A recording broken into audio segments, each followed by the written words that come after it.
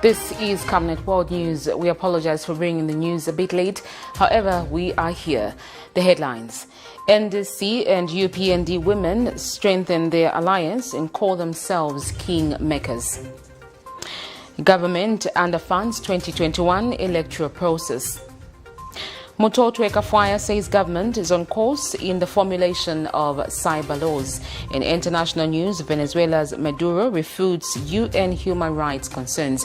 And in sports news, Addetime saves Manchester United, making its first win of the Premier League season. Join me shortly for the details.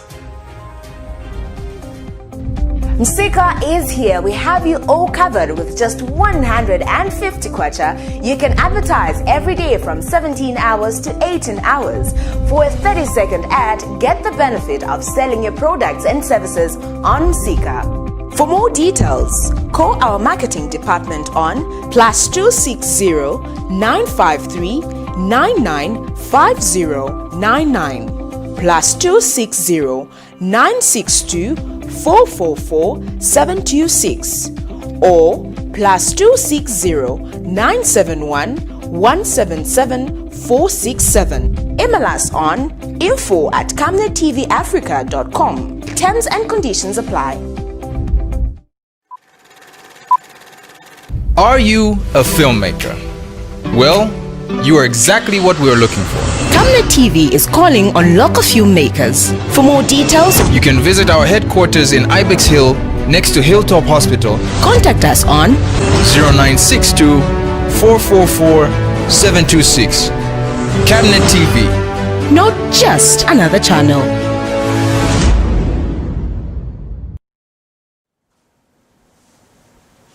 The details.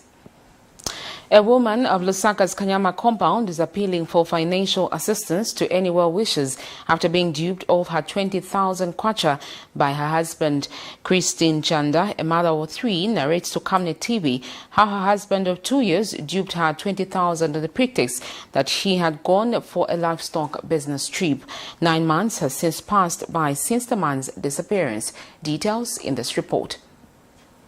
Christine Chanda thought she had met the love of her life, but all turned ways when the man she called her husband for almost 2 years duped her 20,000 kwacha. Chanda, a mother of 3 who lives in Kanyama compound, now seeks for help from well-wishers after her husband vanished with the alleged 20,000 kwacha, which was meant for business. She narrates that with effort to make a better life for their children, her husband, whom she had known for almost 2 years, suggested that they do business together, but after giving him the 20,000 kwacha, he left for a business trip and never came back. Waleta business ya kushitisha rice.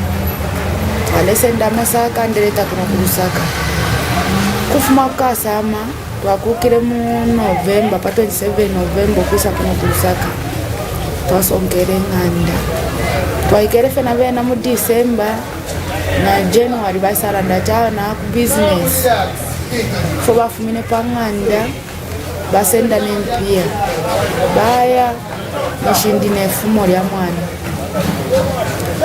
kuya kwabo bayishire bwera kofie mu January bayikere fe 2 days balanda tandi mumpanga nishitama tabandeka olotumbushi tukesese ndakasumbalese so naya nachafendise mimone kofomo abuka kofine efyo baya ganatuma foni basuka ushikubarefu abalasuka muri kuisa bakubepa yo ndukwaso amba mure tontonka nyenshi mure bwera rirari yo ndino kuisa balankave ko rupia yo chirishani fofino fo banchita. What began as a storybook romance of a married couple has turned into a real-life nightmare when the man she called her husband left her for more than 9 months. Kwamba January nare yako Soweto ndeshishani shindine fumo. Nare fobola fefiria kuba nandi kana fobola kona ashitisha tulesanga mwe fya kuranenga ndande sonke. After na papa nare kana kwa Soweto fumo dia kula mpaka na papa. Kufumo pona ikarira na bena tabamoneka nenganda tatwasomkera nomba yakumana na 4 months kwa block sonkere nganda milire nero twadia nero feta tulire abakwale sanga batupera ko twadia kata batupere tatwadie The victim is now appealing to all well-wishers for financial assistance so that she may be able to start up a business and provide for her family.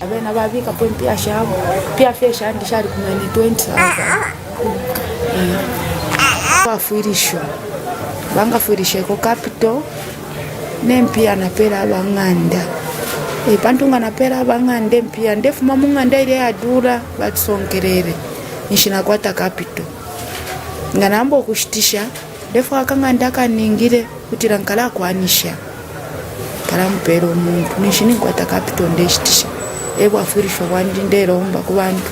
Miriam Kaimba reporting for Camnet TV News in Lusaka. The second phase of the mobile national registration cards, which commenced on the 20th of September 2020, has recorded minor hiccups during debate among members of the public and some political leaders, especially those in areas where the exercise is taking place. In this phase, government targets to capture 730,000 eligible people in 5 provinces, among them Lusaka, Southern, Central, Muchinga and Western provinces.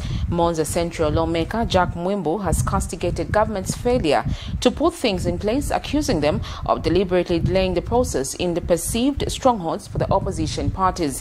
But Home Affairs Minister Stephen Kampyongo says everything has been put in place and moving smoothly. Details in this report.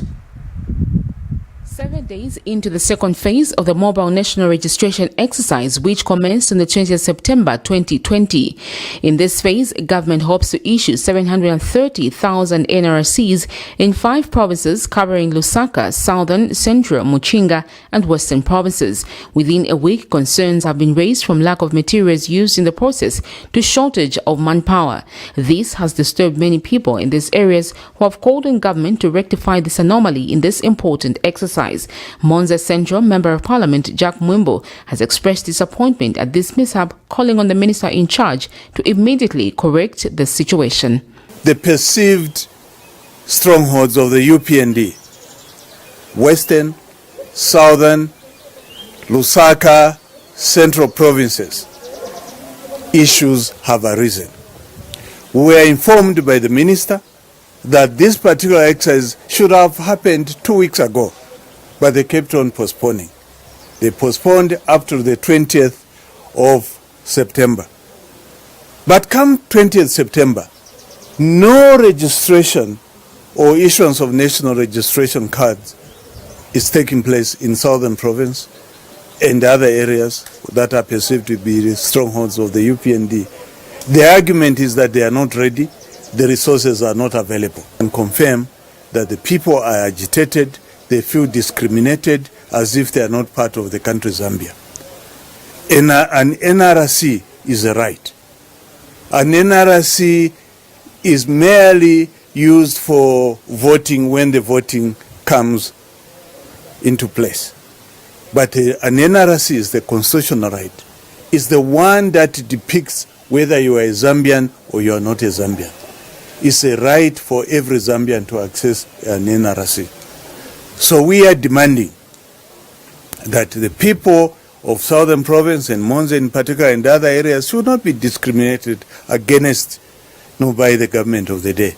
But Home Affairs Minister Stephen Kampyongo says the situation has been corrected and everything is on course. Well, we have requested the permanent secretary and all the entire team to ensure that all the teams get on the ground. Of course, I knew that there were a bit of delays in getting our officers being paid the allowances.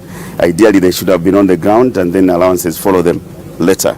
So I think those were a bit of teething problems, but as I speak to you now, everything has been done and we expect that the officers should be on the ground. The issuance of NRCs through the mobile national registration exercise is a preparatory measure for next year's elections. The first phase was described as a success by the authority despite the challenges incurred in the process. The second phase is on and eligible people are encouraged to acquire the NRCs. Sharon Kalimbula, Camnet News, Lusaka. Transport and Communications Minister MUTOTWE KAFWAYA says cyber security is a national concern that requires attention for all concerned citizens to protect the information systems. In an interview, Mr. KAFWAYA says government is on course in formulating laws relating to cyber security, even though a time frame has not been set as to when the law will be ready. He says the public is therefore encouraged to make submissions at the Ministry of Justice, where the draft is currently sitting, awaiting refinement. The minister says cyber laws are not for the government, but everyone has the need for people to take this cause seriously so that the final document will be responsive to the needs of the people. He has stressed the need for everyone to support the formulation of cyber laws in Zambia to prevent cyber crimes, especially with the growing usage of internet services. The most common types of cyber crimes in Zambia include software piracy, money laundering, hacking, and social media scams. Okay, they are important, just as important as laws which regulate the physical environment. Because as we always say, if you are attacked on the cyberspace, if people are able to go into your bank account and steal money using the virtual space, it's as bad as losing money physically, isn't it? So from where I stand, it's very important for the country to develop these laws. And I am on record saying that these laws are already at the Ministry of Justice. And as far as I understand, internal legislation for some has already occurred. We are now going to Cabinet Legislative Committee stage before the bills can be taken to Cabinet for approval and later submitted to Parliament for enactment. Frame is difficult to set because the process doesn't end with the ministry, and neither does it end with the Ministry of Justice or Cabinet, but the process goes all the way to Parliament.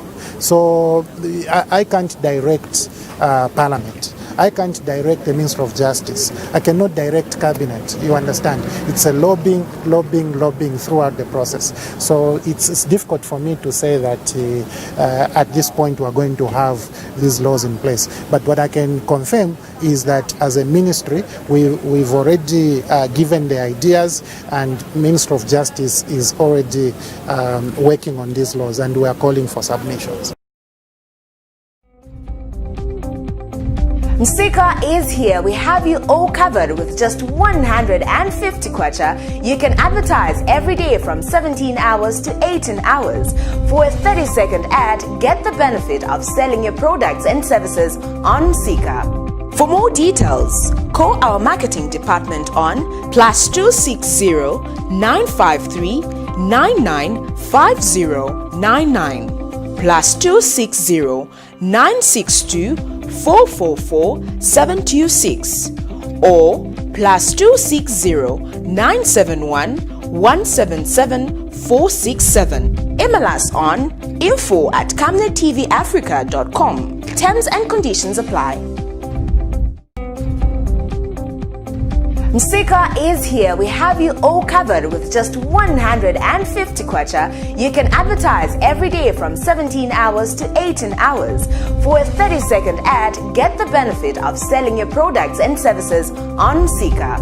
For more details, call our marketing department on +260 953